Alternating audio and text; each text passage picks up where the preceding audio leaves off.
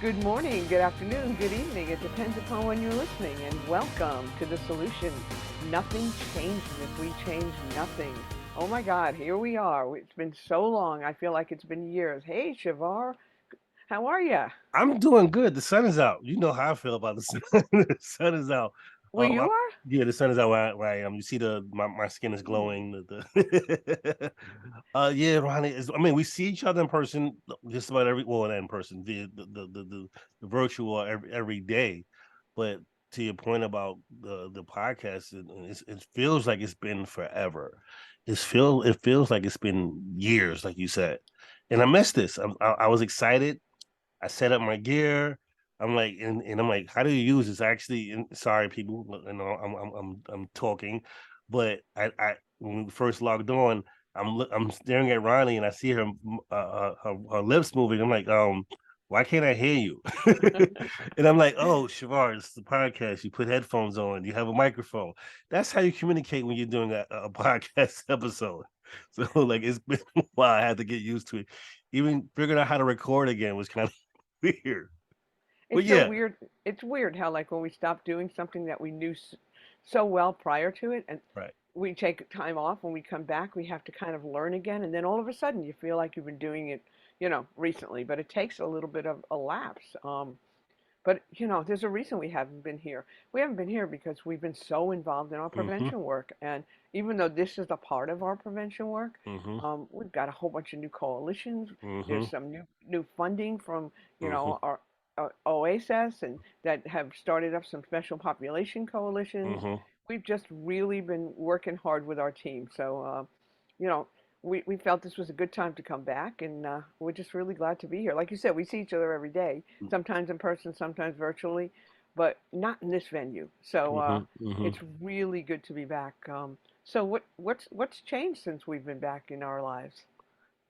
In our lives and work, all of the above. Yeah, since the last time we were here. All of the above. I do know it's been a while, Ronnie. CAD could happen. We haven't spoken about that in a while. I met some really cool people, got some really cool information. There is someone from CACA I do want to reach out and hopefully get them on the podcast. They actually said they want to be on the podcast because they saw us as we were the CACA highlight at one point, and they saw they were a part of our training, and they even saw the video, and it inspired them to have their own show, and they're not too far from us. I believe they're in Jersey. What else happened? Pop is continuing. NYC Pop, New York City Partners of Prevention, continues to grow. We are re-engaging with our partners, adding new partners every so often. And Pop for those who don't know, that's our social media platform that we use for all five boroughs. And partners meaning people who are providers, who are coalitions, who are prevention specialists, who are harm reduction, all of the above, who want to bridge the gap in New York, and the hopes is how do we support youth and as well as families in education and information. Oh We still yeah, the go ahead, I'm youth sorry. fair, the Yeah, youth yes. fair. I skipped over that. Skipped over that piece. So yeah, in the youth fair happened this summer, which was one of the coolest things.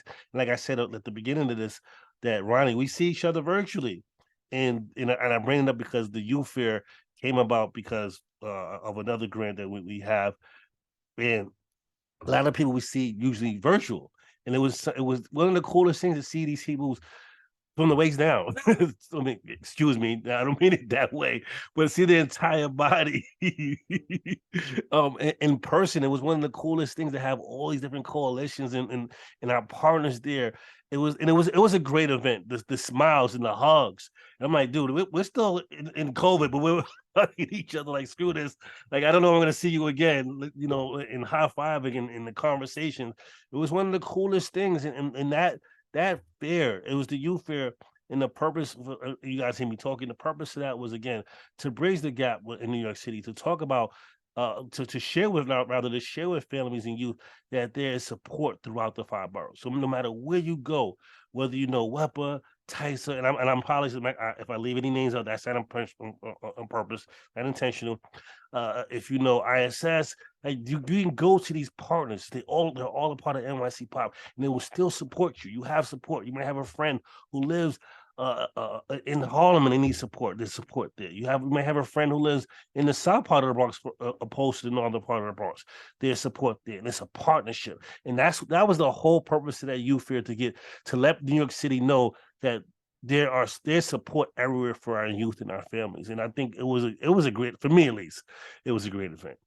No, I mean the feedback has been amazing, and I mean, hope and we'll have our contact information Hmm, hmm, available here on the podcast.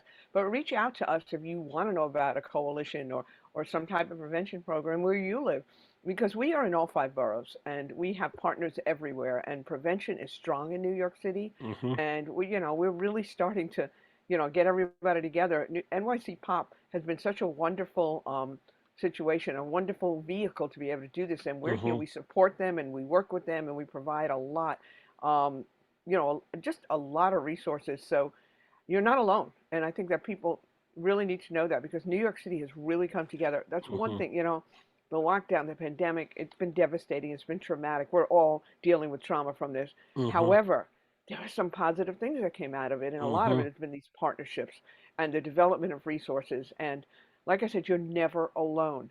We're going to make sure you have our contact information. You can reach out to us. In fact, maybe, when this is edited, there'll be some numbers flashing on the screen. hmm, Also, hmm, I'm going to remind you to please look down and subscribe because we're hmm, going to be continuing this, and we have some really great shows coming up hmm, in the coming months. But yeah, a lot. I know a lot has changed. We don't realize how things change because, like we said, nothing changes if we change nothing. But hmm. we're seeing changes. Does the data show it yet? No, not yet. But, I've always said this about prevention. Prevention is hard. And why it's so hard is because you do not see immediate changes.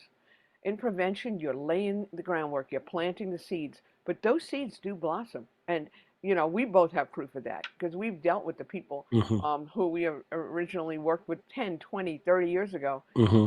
Well, maybe not 30 for you. You're probably one of those kids then. But who have come up to us as adults and been like, 10 years ago or 15 years ago, I was with you and you taught me this. Hmm, hmm. And we see that, you know what, we believed in these young people and look at that. They've blossomed and they've remembered the stuff and having that important supportive adult in their life builds even for a month or a year or a week, it builds resilience and social capital and it allows them to feel like there's somebody in my life who believes in me. And the data proves it. It does build resilience and it helps them succeed and become the people they are today. So prevention, it rocks, it works, and we're here to stay. Super side note, and I apologize for the listeners. Ronnie, I love this background. Ronnie created this background. It's so New York. And the reason I'm bringing that up is you may hear sounds in my background and Ronnie's background. It's a New York thing. So please, like the Ronnie's background that she created has the a subway train on my show. It's the 3 train. And you'll hear in my background, you will hear probably the Metro North, probably the ambulance, probably a fire siren because I live in between those things. So we want to apologize. Like, why are all these signs? This is New York, baby. Back to the program.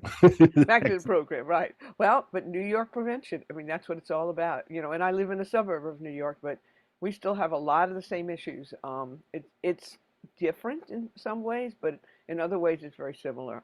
Bottom line, though, you know, people suffer, people succeed, and no matter where they live, and that's something we have in common. None of us. I mean, I used to have a colleague, Goldie Newman. Goldie Newman, a shout out to you. She was a mentor. She was a colleague.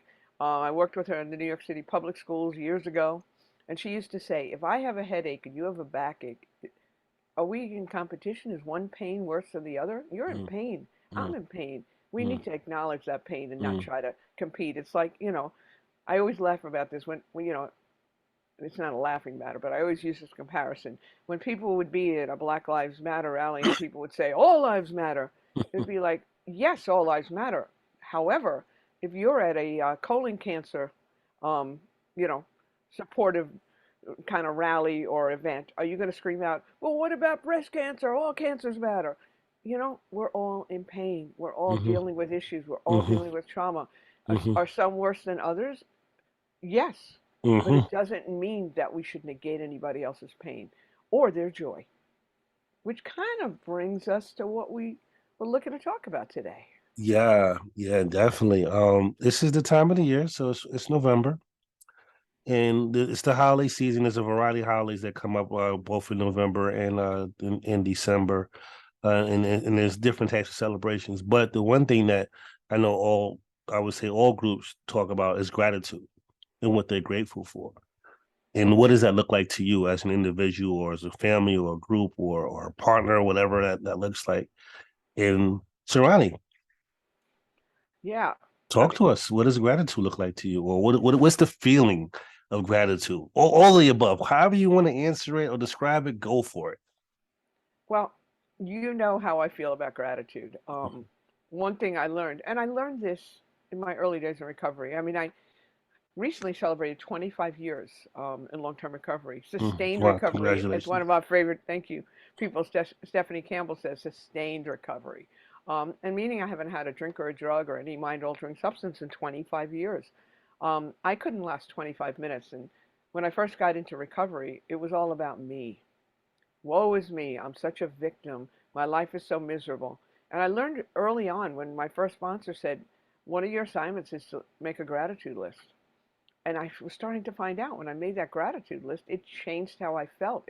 I mean, it didn't just change it for a temporary period, it changed it within. It changed it in a much deeper way.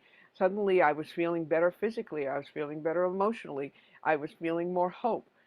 So, gratitude has been a very important part of my life for a long time. And about 3 years ago, like so many of you, I get caught up in the season, and there were challenges for the next 10 days till Thanksgiving, post your gratitude. And I did it for like a week or two, and I noticed this big change in myself. And 3 years ago was pre-pandemic. And then I said, I need, I need to do this every day. I shouldn't just be doing it for Thanksgiving. I'm going to try doing it every day. And over the next 2.5 years, obviously things happened that were so devastating and powerfully debilitating. The gratitude kept me afloat, and I do it on a daily basis. I post my gratitude every day to my friends on Facebook and Instagram, and I've gotten responses from people that have blown me away. Out of the blue, I'll say, I always say, "What are you grateful for?" And sometimes people say, "Your gratitude posts." They help me remember. So I know it's harder for some of us to find gratitude in our everyday lives. I get that. We have so many people have so much going on that's devastating and awful. But it's amazing what I see people come up with. Today, my post was that I am grateful that parts of my mom live within me, that I've kept that alive. And I've had people, dear friends, post they feel the same way. It just does something. And there's scientific evidence. Gratitude changes you, it creates psychological, physiological changes. Um, it, in fact, I have some articles of, after we delve into this, I'm going to just quote some of them. One from Psychology Today, one how it helps people in recovery. I see gratitude as a prevention tool. We look at the evidence-based programs. Well, this is an evidence-based tool, and it keeps people in a very different trajectory in their lives. So that's where I'm at with gratitude. How about you? Well, we could also put those links in the bio and description so people can actually read those if they want. But as far as gratitude for me, that's something, I do my best to live an extremely positive life. I mean, it's not 100% positive. I'd be lying to you and say if it's 100% positive, but I do my best to exude positivity because one of the easiest things in this world is to be negative, right? To shut off, to exile yourself, to exile others. It's easy, you know, to not show pleasure or show joy, and part of it is I don't know if it's a societal norm or conditioning or what have you, where it's like don't let people know that you're happy. No, you gonna know that I'm happy. I'm Shavar. I'm sorry. There's no one that's gonna stop me from being who I am, from allowing myself to let the world know it's okay to be happy. You know, I'm grateful for you, Ronnie. I'm grateful for my family. I'm grateful for my friends. I'm grateful for life. Like I even did a TikTok for NYC Pop where I talk about what I'm grateful for, but I ended it with that I'm grateful for you. Whoever you are, and you're listening and you're watching, like that's who I'm grateful for.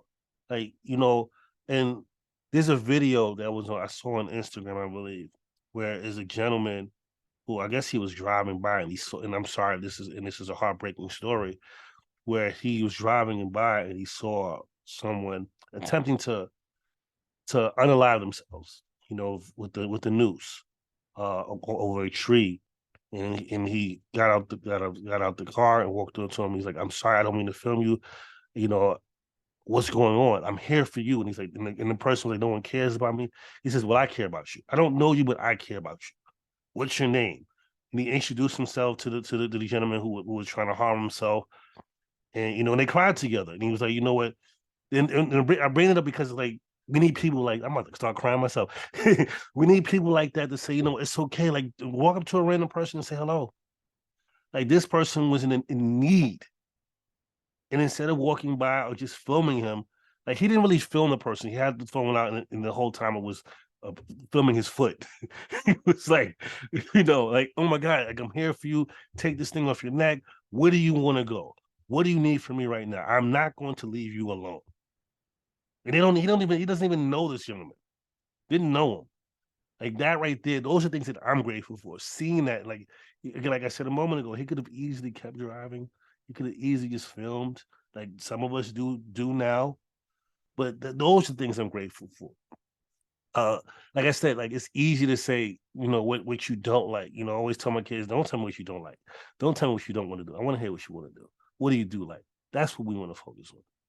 And I'm grateful. I'm sorry. Yeah, Ronnie, want to say? I No, see you want to say something. no, I like to, no, I just like to Go say, for it. yeah, yeah, just, but you just brought up something really important. And I know a lot of times we don't have a choice in what happens in our lives, but Hmm. we do have a choice in how we respond to it. Hmm. And you brought something up, two things. Years ago, I think it was my second sponsor in my early recovery. I was having a pity party, Hmm. and inviting everyone who wanted to come. And she said it was during the holidays, and I was really down, and I was lonely, and I was living in Tennessee, and I didn't know anybody. I did, but I didn't know anybody who'd been in my life a long time. Hmm. Hmm. And I said to her, I'm just so down, and nobody asked me to come for the holidays, and yada, yada, yada. And she said, Did you tell anybody you were going to be alone for the holidays? Hmm. I said, Hmm. No. Hmm. Did you tell them that you really wished you could be with people? I said, No. Hmm. I said, Well, then why are you choosing not to? You're choosing misery. It's a And, choice. and I was like, Oh my God, she's right. If I had just put it out there, I would have had five, Hmm. 10 people saying, Come. Because Hmm. that's how it is. I learned when I reach out one hand, 100 reach back. Hmm. Hmm. And it took me a long time to learn that I have to be able to do that, to reach out and tell people. Because if I keep it to myself, I'm making that choice.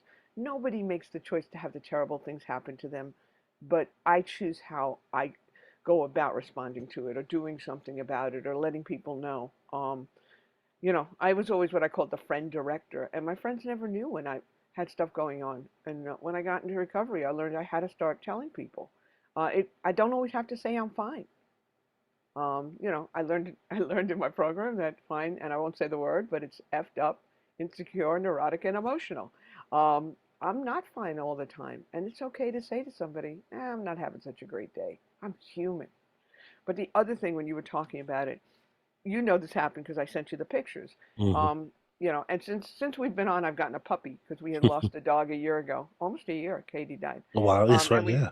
yeah, and Wow. we have a 13-year-old her sister Lucy, and we got Hannah almost 3 months ago, and I was outside playing with the puppy, in what were the remnants of our recent tropical storm, and came inside and went outside less than an hour later, and a big tree had fallen in the Oh, back, and yes. didn't fall on the house.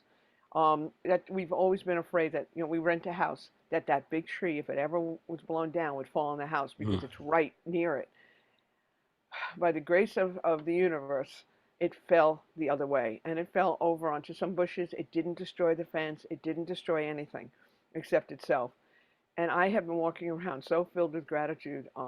I was out there. I was playing with this puppy out there, right near where that tree was, because it's always sustained the winds. It's always been able to survive, but it couldn't survive this time. But I did, and I am so filled with gratitude. Was it a pain? Yeah. My landlord, was gracious enough to bring in a tree service the next day. Everything got cut down. Our backyard looks very barren right now, but all I keep thinking is I could have been out there, or maybe when I was sleeping next to the window where that it's near, it could have fallen. So I'm just grateful for this moment and to be here right now. We never know what life holds. So Absolutely. that's what came up in my head. No, you said something that you talked about when you were in Tennessee, and that the fact that you didn't tell anybody that you didn't have, something to do or what have you. And I always talk. This is what I'm grateful for is conversation. And I say that because if you had the conversation with someone, you would have got the support or the love or whatever you need.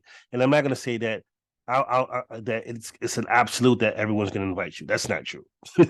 But there's someone who may invite you. There's someone who may say, "Hey, come through, come hang out. What is it that you need?" And that's the important part. Like you're right. Like sometimes we don't share our thoughts. Sometimes we don't share what's truly on our mind. We make assumptions that people don't want us around. You don't know until you ask. Like you don't know, and and if they don't want you around, it's okay. It's okay. It's not the end of the world. I mean, and it's easy to say, but it's not the end of the world. It's literally not the end of the world if they don't want you around. But at least you made the effort to say, you know what, I did my part. And you don't know, you never know. They might say we wanted you around, but we assumed that you didn't want to be around. And that's where the lines of communication sometimes gets thrown off. Like I said, I'm grateful for conversation. I'm grateful for talking to people. Like I share gratitude and positivity with my friends, my family, my coworkers. I send out texts every so often about about blessings and positive energy, because I truly believe that sometimes we need that, and people write back like, "Yo, thank you, I needed that." I have friends, like I'll send it in a group chat, and they'll call me separately or text me separately and say I needed that. I'm like, dude, you could have said that in a group chat. But but sometimes because we're conditioned to not share or show those emotions or those feelings, that it's like if I show my raw emotions, people may think less of me. No, I don't think less of you. I just like Ronnie said about 6 minutes ago, maybe less. I'm estimating you're human. Think of you as a human. I don't think you have as a religion or gender or skin color. I think you as a human, and that's my stupid. Is it time That- to wash your hands? oh But my God! I'm sorry, Ronnie. Go ahead.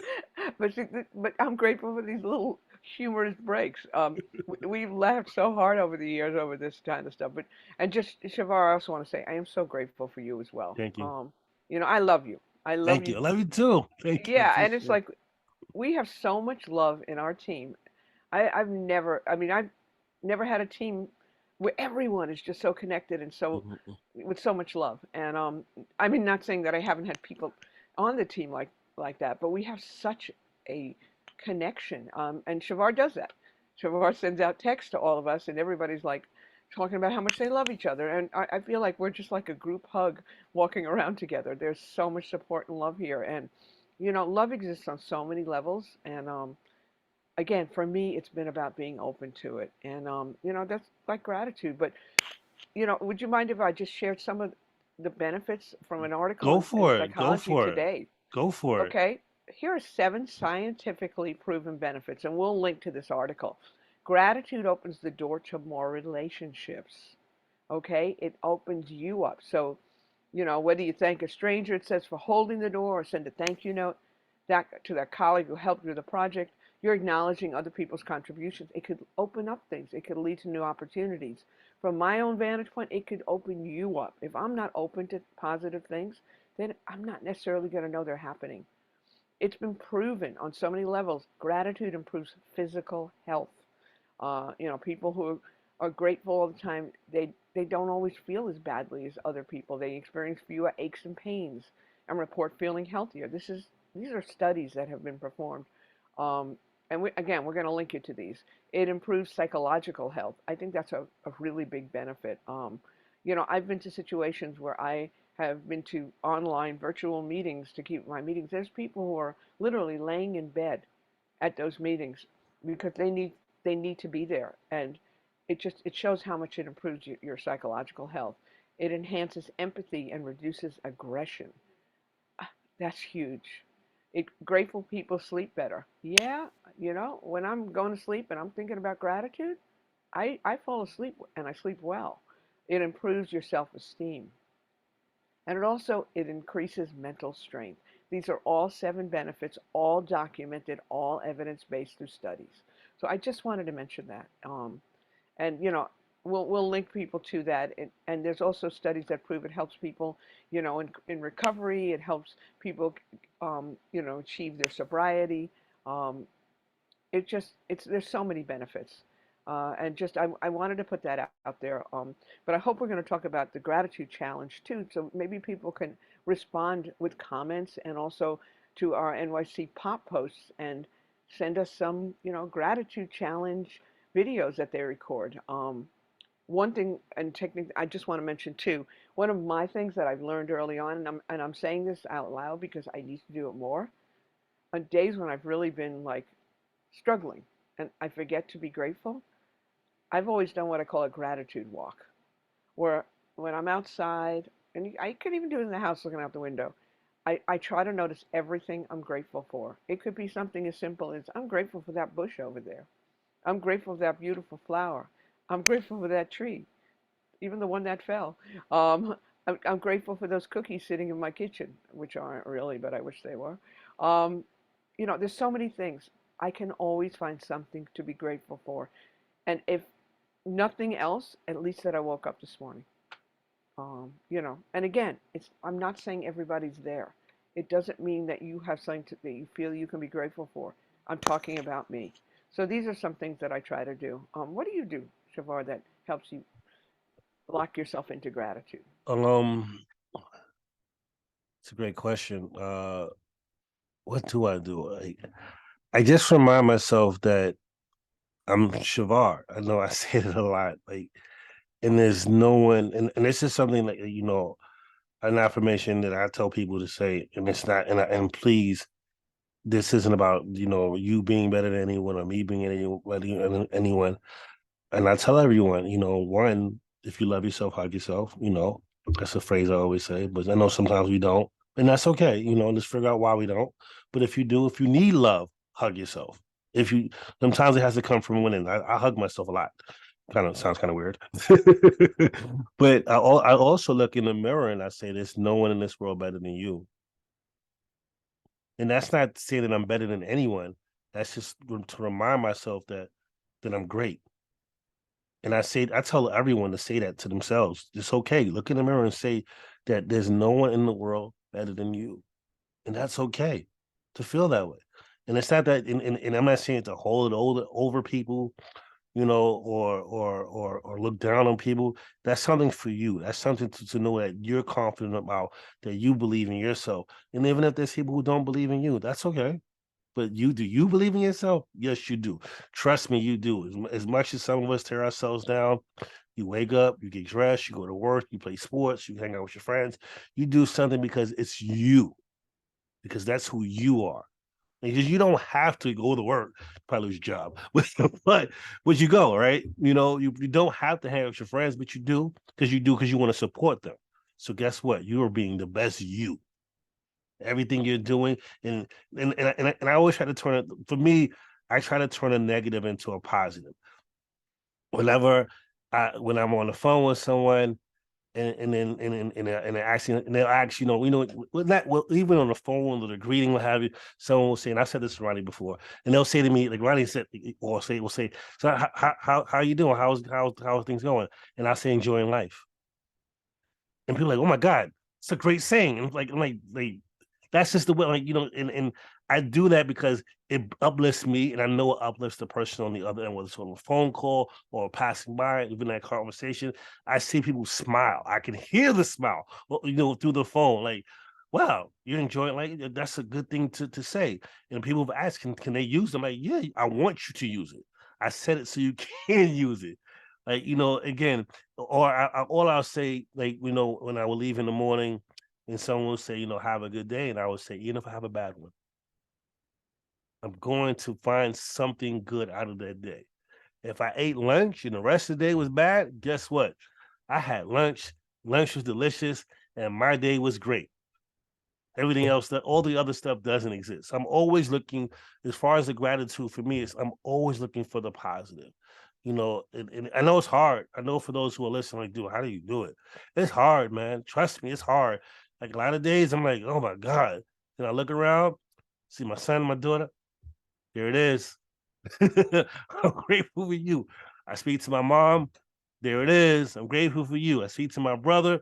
There it is. It's all I want. And sometimes it's hard. Sometimes I have dark days where it's like I need to speak to someone.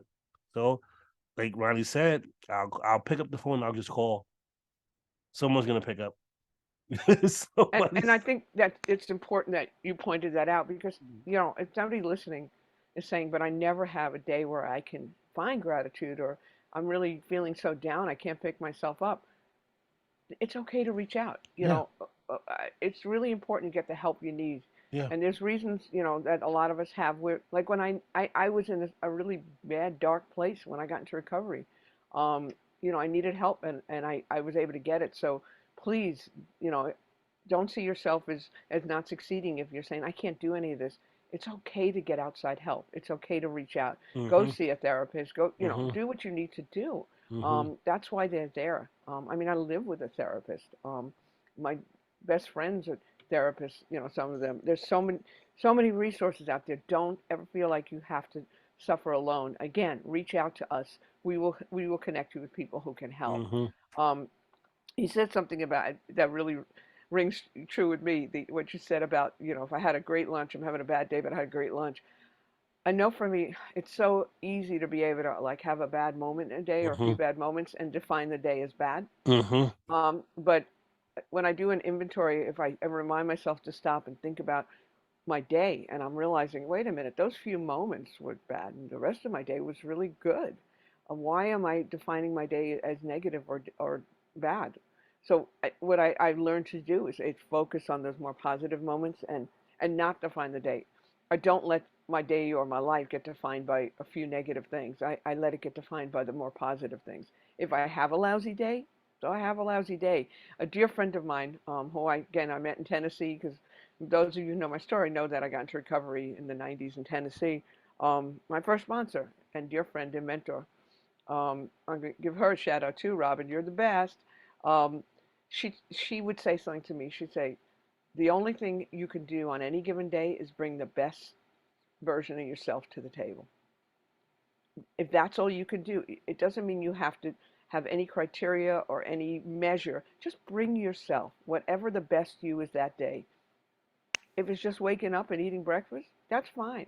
So that's what I remind myself that, and I'll often say to people, someone asked me the other day who was one of my former students, she didn't ask me personally, but she posted, tell me something, some wisdom that will help me get through the day. I said, you are enough. And that's something that, for me, on days when I'm feeling really down, I remember, wait a minute, I am enough. That's all I got today. I am enough. I don't have to be more than that. And just when you were talking, those are the things that really resonated with me and came to mind. You are enough. Yes, for those who are listening, and I want to bring them back the connection to prevention. This is all about prevention. These are things that you have to think about when you having that dark day or dark moment, and you're contemplating harming yourself or using, and you've never done those things. Like Ronnie said, take inventory. And if you find one thing, hold on to that one thing, because I'm guarantee you there's one thing, out of your day, out of your life, that means something to you. You know, Like, and I tell this story. I think I told this story on this platform before, where when I was a program director for the after school program, and again we had some trauma. The site director who was there passed away in a car accident, and then I was angry about what was going on because we were really close. We were really close, and things weren't going the way I would like them. I would avoid staff because I didn't want to. I didn't want to explode and have my emotions take over me because they weren't doing what I expected them to do. And I remember this one time, and I think, like I said, I think I shared this before. I went down to the lunchroom. And I'm looking around, see the staff in one session, the students in another session, and I'm like, all right, this is upsetting me. And I saw a student in the back lunchroom just sitting by themselves. I'm like, all right. And I didn't stand there for long. I walked straight over to her, and I sat down right across from her on the lunch table, and I asked her, "How was your day?" That's what I said to her, and she looked at me with this perplexed look, and then followed with, "What do you mean? How's my day? I'm like, how's your day?" And then and I said it because I didn't ask her, "Why are you sitting by yourself?" I didn't chastise her, go sit with anyone else. Just, how was your day? And her response was, for me, was heartbreaking. Was, no one's ever asked me that question before in my life. And I'm like, and then I'm like, I was confused. Like, what do you mean? It's a regular, in my mind, it's a regular question, not really fully understanding that that's all she needed was for someone to go talk to her. That's why she sat by herself. She isolated. It was purposeful. I wanted the intention, and no one's seeing it. Sat down to with her, and I spoke to her, and eventually we got to the root of why she was singing by herself, and blah blah blah. And I remember after that day, every morning she would come by my office just to say hello, because I asked her how was her day for the entire year, every morning. Or if I had a day off or I was sick, she was like, "Why weren't you at work? I came by to say hello to you." Just because I asked her how was her day. And sometimes, and I say that because this is about, like, she was grateful for that.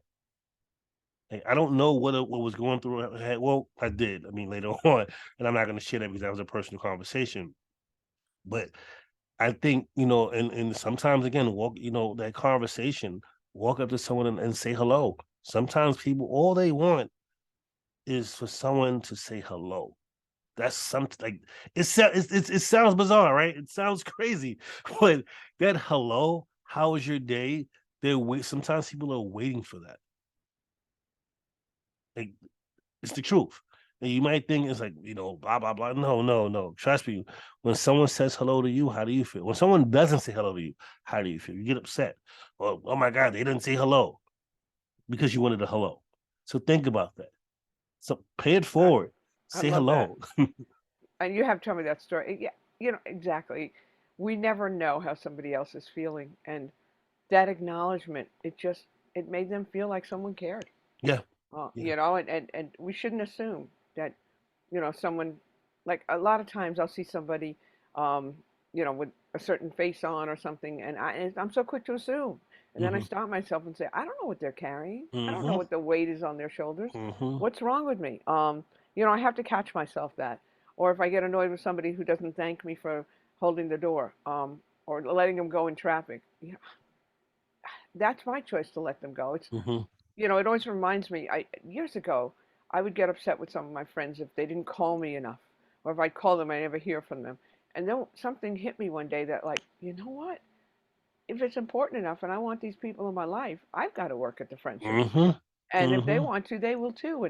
And I stopped being upset with friends if they didn't call me back. They got stuff going on. I'm calling you because I love you and I need you Hmm. and I want you in my life. Hmm. And bottom line, my friends have been there for me. I have amazing friends. Um, and no matter what, they go through stuff in their lives. If I don't hear from them, then I could say to them, hey, I'm going through something rough. I just love to talk to you more. And they come through. Or they're there for me no matter what. It's so easy to make assumptions. So I have a lot of gratitude for the people in my life. I mean, people have supported me in my life in ways that I just never imagined, and I know that they're there for me. I know that I've got this family of friends. No Hmm. matter what happens in my life, I know they're going to be there. Hmm. But I've worked at it, and they've worked at it, and you know, they always say to have a friend, you have to be a friend. But sometimes people aren't in the mental state, or Mm-hmm. they can't get to a place where they can offer that back. So I need to be there for them. Mm-hmm. It comes around. It really does. But, well, what do we want people to do? Like, I want to be able to kind of end this today, our host to host, which is one of a series. This is our third host to host. What can we ask people to do? What's our challenge to them today?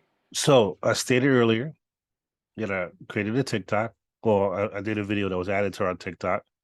I'll post a link to our TikTok in our Instagram. So it would be great if you can attach your video to that TikTok and spread that message of gratitude. Not only that, if you're not a video or not only TikTok, you could also do it on Instagram. If you're not much into doing videos, please write in the comment whether it's TikTok, Instagram, or Facebook, what you're grateful for. Share, and even if it's one thing, and I say that in a video, even if it's one thing, you can be grateful with. You can be grateful that the Earth is round. Right. Like even if it's one thing, you can be grateful if you have a puppy who's barking in the background. You hear her. She's like, it's my time to run around the yard. But yeah, I think that would be, whether it's via the social media or commenting on during the podcast or on YouTube, please, share those comments. If you want to share a picture of what you're grateful for, if you don't have the words, but you have the image, share the image. You know. Yeah, and they could do that across social media or even Mm-hmm. in the comments here Mm-hmm. in our Mm-hmm. YouTube channel. But please, when we spread gratitude, it's contagious. Absolutely. And you feel good, other people feel good. Mm-hmm. Let's not just make this a holiday thing. Mm-hmm. So often we do stuff for people during the holidays. Yeah. Like last year, I wanted to, we had a dog, like I told you, who, we lost our dog last year, and during the time she was dying, our veterinary practice was amazing, and I was going to get them lunch for the holidays, and one of the office manager said to me, right now we have so much stuff that people give us for the holiday, it might be better after.